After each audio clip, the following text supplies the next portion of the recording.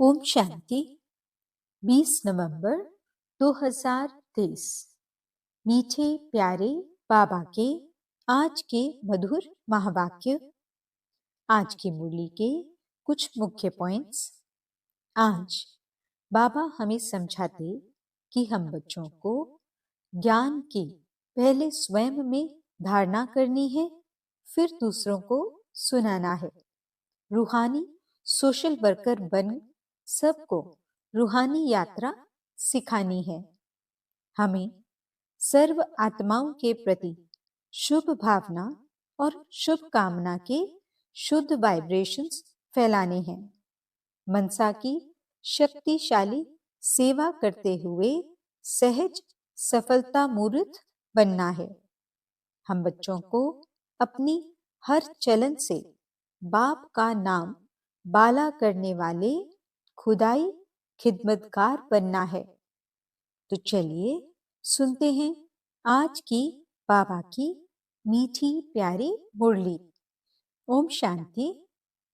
बाबा कहते, मीठे बच्चे, एवर हेल्दी एवर वेल्दी बनने के लिए तुम अभी डायरेक्ट अपना तन मन धन इंश्योर करो। इस समय ही यह बेहद का इंश्योरेंस होता है।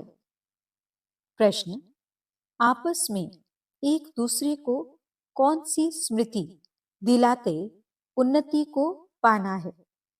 उत्तर, एक दो को स्मृति दिलाओ कि अब नाटक पूरा हुआ, वापस घर चलना है। अनेक बार ये पाठ बजाया, 84 जन्म पूरे किए, अब शरीर रूपी वस्त्र उतार घर चलेंगे।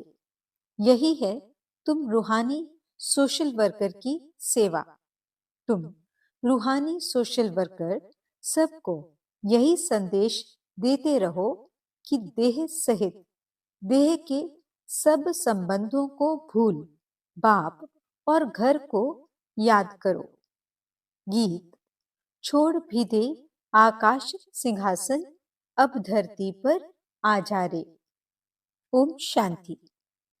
जहाँ गीता की पाठशालाएं होती हैं, वहाँ अक्सर करके यह गीत गाते हैं।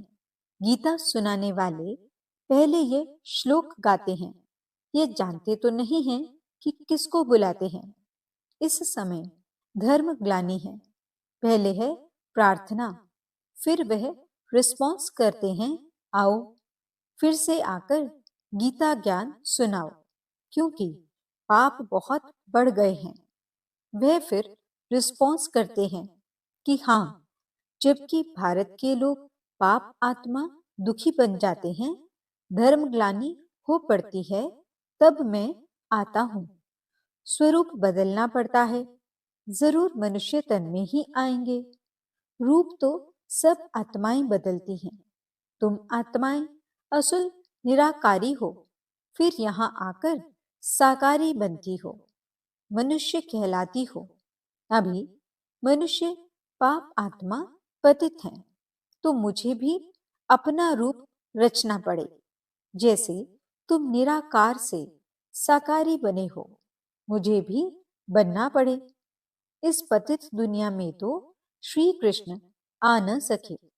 वह तो है स्वर्ग का मालिक। समझते हैं श्री कृष्ण ने गीता सुनाई, परंतु श्री कृष्ण तो पतित दुनिया में हो न सके। उनका नाम, रूप, देश, काल, एक्ट सब बिल्कुल अलग है। ये पाप बतलाते हैं।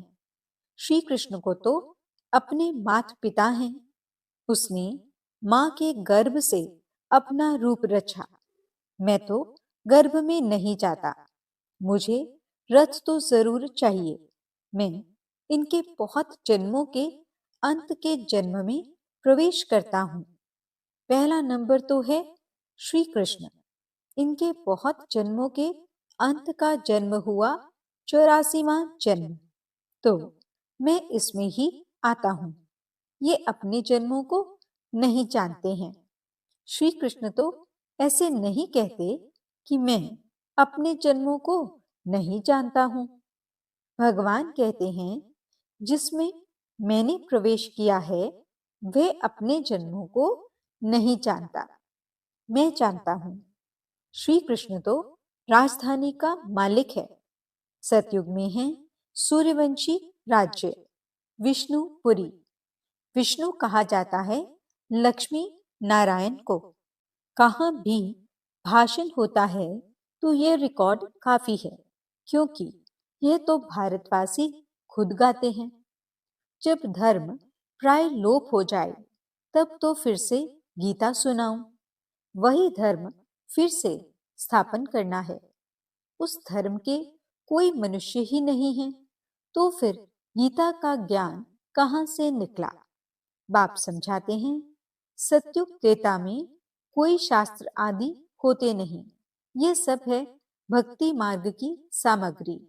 इन द्वारा मेरे साथ कोई मिल नहीं सकते। मुझे तो आना पड़ता है। आकर सबको सदगति देता हूँ। वाया गति, सबको वापस जाना पड़ता है। गति में जाकर फिर स्वर्ग में आना है। मुक्ति में जाकर फिर जीवन मुक्ति में आना है। बाप कहते हैं, एक सेकंड में जीवन मुक्ति मिल सकती है। गाया हुआ है, गृहस्थ व्यवहार में रहते एक सेकंड में जीवन मुक्ति अर्थात दुख रहित। सन्यासी तो जीवन मुक्त बना न सके, वह तो जीवन मुक्ति को मानते ही नहीं। इन सन्यासियों का धर्म सतयुग में तो होता ही नहीं है। सन्यास धर्म तो बाद में होता है। इस्लामी, बौद्धि आदि यह सब सतयुग में नहीं आएंगे। अभी और सब धर्म हैं, बाकी देवता धर्म है नहीं।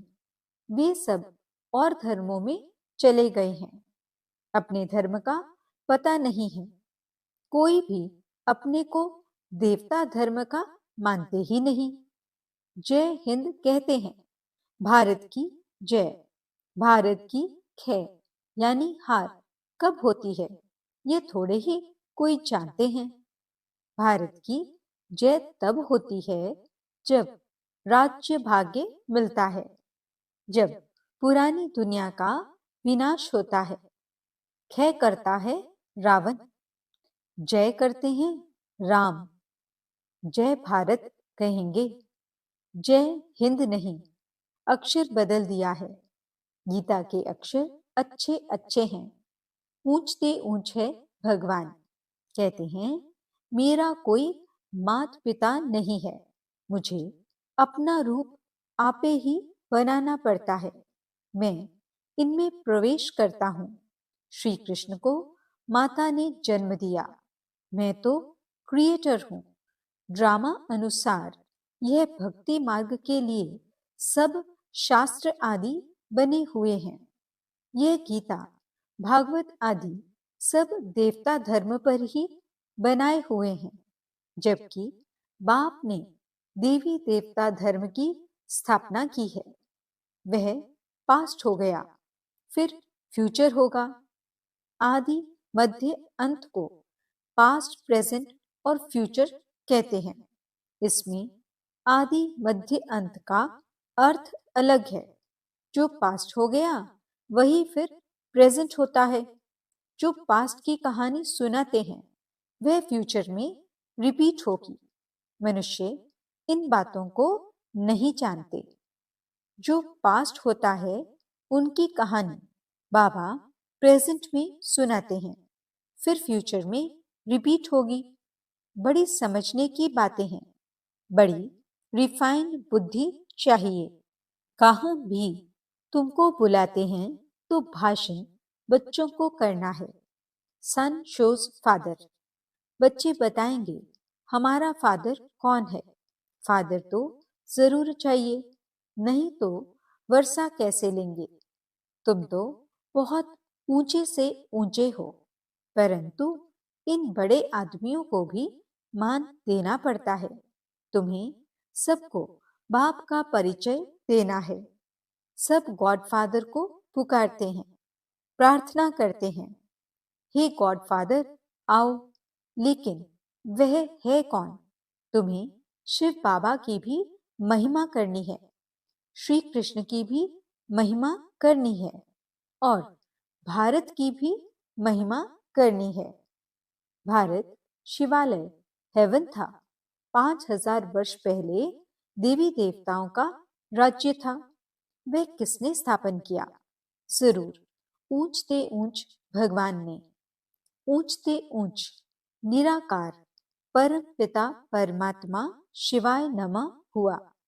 शिव जयंती भारतवासी मनाते हैं, परंतु शिव कब पधारे थे ये किसको पता नहीं है। जरूर हेवन से पहले संगम पर आया होगा। कहते हैं कल्प कल्प के संगम युगे युगे आता हूं, हर एक युग में नहीं। अगर हर एक युग कहो तो भी 4 अवतार होने चाहिए। उन्होंने तो कितने अवतार दिखाए हैं।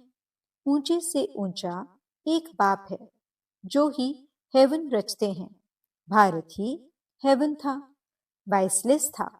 फिर तुम ये प्रश्न उठा नहीं सकते हो कि बच्चे कैसे पैदा होते हैं। वह तो जो रस्म रिवाज होगी वह चलेगी। तुम क्यों फिक्र करते हो? पहले तुम बाप को तो जानो। वहां आत्मा का ज्ञान रहता है। हम आत्मा एक शरीर छोड़ दूसरा लेती हैं। रोने की बात नहीं। कभी अकाल मृत्यु नहीं होती है। खुशी से शरीर छोड़ देते हैं। तो बाप ने समझाया है मैं कैसे रूप बदलकर आता हूं। श्री कृष्ण के लिए नहीं कहेंगे, वह तो गर्भ से जन्म लेते हैं। ब्रह्मा विष्णु शंकर है सूक्ष्म वतन वासी। प्रजापिता तो जरूर यहाँ चाहिए। हम उनकी संतान हैं। वह निराकार बाप अविनाशी है। हम आत्माएं भी अविनाशी हैं, परंतु हमको पुनर्जन्म में जरूर आना है। ये ड्रामा बना हुआ है। कहते हैं फिर से आकर गीता का ज्ञान सुनाओ, तो जरूर सब चक्र में आएंगे जो होकर गए हैं। बाप भी होकर गए हैं, फिर आए हुए हैं। कहते हैं फिर से आकर गीता सुनाता हूं। बुलाते हैं पतित पावन आओ, तो जरूर पतित दुनिया है। सब पतित हैं। तब तो पाप धोने के लिए गंगा स्नान करने जाते हैं। स्वर्ग में ये भारत ही था। भारत है ऊंच अविनाशी खंड, सबका तीर्थ स्थान। सब मनुष्य मात्र पतित हैं। सबको जीवन मुक्ति देने वाला वह बाप है। जरूर जो इतनी बड़ी सर्विस करते हैं उनकी महिमा गानी चाहिए। अविनाशी बाप का बर्थ प्लेस है भारत। वही सबको पावन बनाने वाला है। बाप अपने बर्थ प्लेस को छोड़ और कहा जा न सके, तो बाप बैठ समझाते हैं मैं कैसे रूप रचता हूं। सारा मदार धारणा पर है। धारणा पर ही तुम बच्चों का मर्तबा है। सबकी मुरली एक जैसी हो नहीं सकती। भल काठ की मुरली सब बजाएं तो भी एक जैसी नहीं बजा सकते। हर एक की एक्ट का पार्ट अलग है। इतनी छोटी सी आत्मा में कितना भारी पाठ है। परमात्मा भी कहते हैं हम पाठधारी हैं। जब धर्म ग्लानि होती है तब मैं आता हूं। भक्ति मार्ग में भी मैं देता हूं। ईश्वर अर्थ दान पुण्य करते हैं तो ईश्वर ही उनका फल देते हैं। सब अपने को इंश्योर करते हैं, जानते हैं इसका फल दूसरे जन्म में मिलेगा। तुम इंश्योर करते हो 21 जन्मों के लिए। वह है हद का इंश्योरेंस, इनडायरेक्ट। और यह है बेहद का इंश्योरेंस, डायरेक्ट। तुम तन मन धन से अपने को इंश्योर करते हो, फिर अथाह धन पाएंगे, एवर हेल्दी वेल्दी बनेंगे। तुम डायरेक्ट इंश्योर कर रहे हो। मनुष्य ईश्वर अर्थ दान करते हैं, समझते हैं ईश्वर देगा। वे कैसे दिलाते हैं ये थोड़े ही समझते हैं। मनुष्य समझते हैं जो कुछ मिलता है ईश्वर देता है। ईश्वर ने बच्चा दिया, अच्छा देते हैं तो फिर लेंगे भी जरूर। तुम सबको मरना जरूर है, साथ कुछ भी तो नहीं जाएगा। ये शरीर भी खत्म होना है, इसलिए अब जो इंश्योर करना है वे करो। फिर 21 जन्म इंश्योर हो जाएंगे। ऐसे नहीं कि इंश्योर कर और सर्विस कुछ भी ना करो, यहाँ ही खाते रहो। सर्विस तो करनी है ना, तुम्हारा खर्चा भी तो चलता है ना।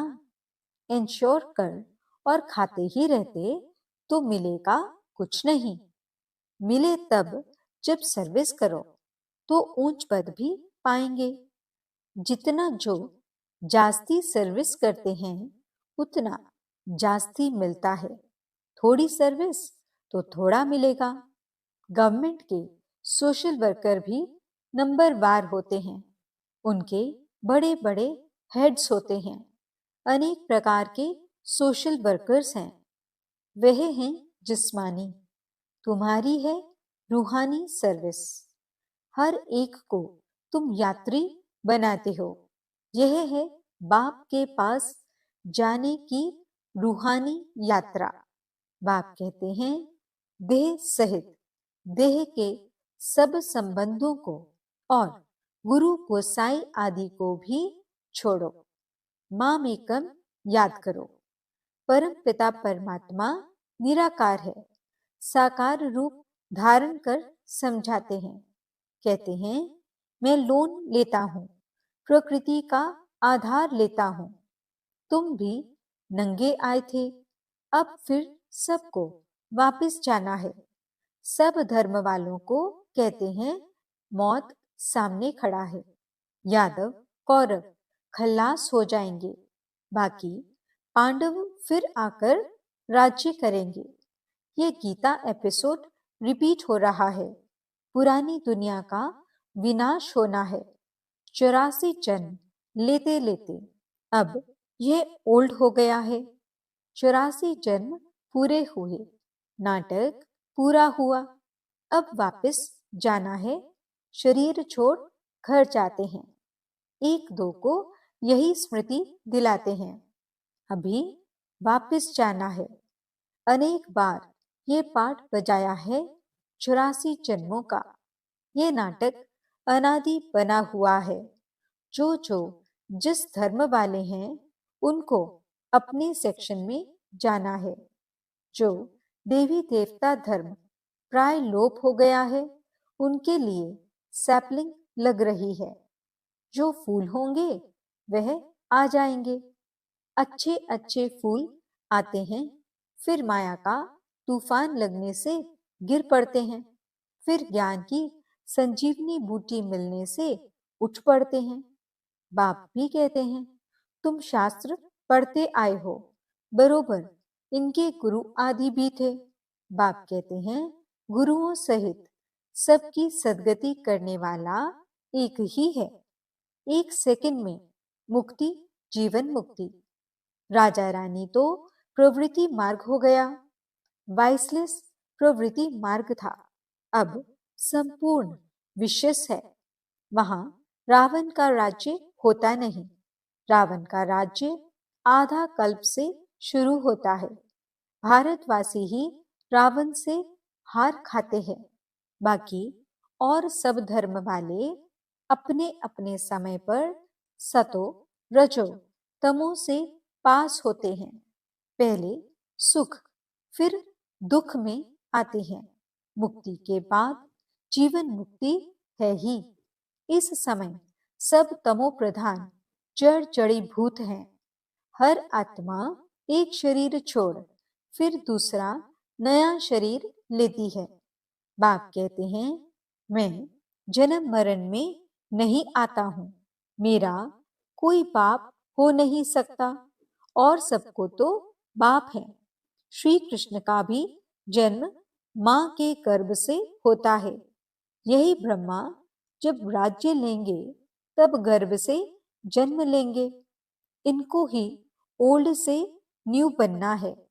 84 जन्मों का ओल्ड है। मुश्किल कोई को यथार्थ बुद्धि में बैठता है और नशा चढ़ता है। यह कस्तूरी नॉलेज है, खुशबूदार। अच्छा, मीठे मीठे सिकिलते बच्चों प्रति माता पिता बाप दादा का याद प्यार और गुड मॉर्निंग। रूहानी बाप की रूहानी बच्चों को नमस्ते। हम रूहानी बच्चों की रूहानी बाप दादा को दिल व जान सिख व प्रेम से नमस्ते नमस्ते नमस्ते जी। गुड मॉर्निंग बाबा। शुक्रिया बाबा। धारणा के लिए मुख्य सार। पहला पॉइंट, रूहानी सोशल वर्कर बन सबको रूहानी यात्रा सिखानी है। अपने देवी देवता धर्म की सैपलिंग लगानी है। दूसरा पॉइंट, अपनी रिफाइन बुद्धि से बाप का शो करना है।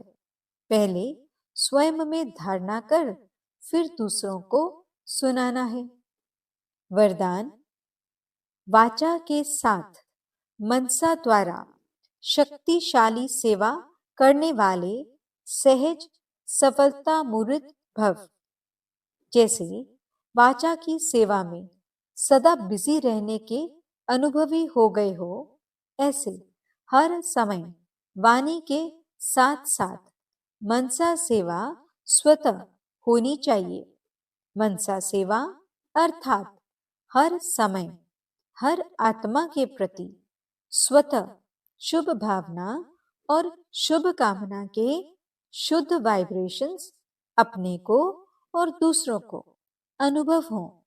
मन से हर समय सर्व आत्माओं के प्रति दुआएं निकलती रहें, तो मनसा सेवा करने से वाणी की एनर्जी जमा होगी और ये मनसा की शक्तिशाली सेवा सहज सफलता मूर्त बना देगी।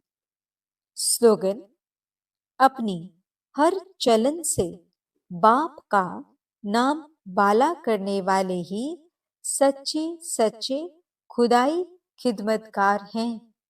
ओम शांति।